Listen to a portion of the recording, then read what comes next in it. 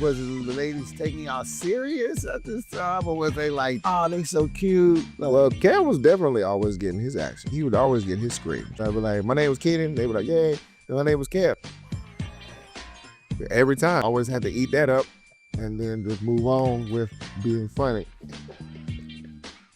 If that's fine, you know, he deserved it. Y'all was actually playing younger than what you were, right? Yeah, it started to get that way. That's why we kind of put an expiration date on it. Towards the end, you know, we get a little like, yo, y'all trying to work us too hard, or you're not pampering us enough with hot meals, and you know what I mean? We used to start thinking that we need more than we need just because it's like so time consuming. When you're the star of a show, I guess, you in every scene, we just stayed at work, it felt like. And then Kel was starting life in Pasadena, so he was always having issues being on time or whatever, or just was feeling like he need to be on, you know, whatever it was. Just a lot of annoyance as opposed to the pleasure of like having your own show, you know what I mean? And like once they started to turn that way, it was like, all right, it might be time to end this kind of shit. Y'all kind of like split up. And we were trying to figure out like we're gonna do like Kenan Kel the college years. We're trying to pitch that to like WB and shit like that, and like it just never really got the bites that we really wanted.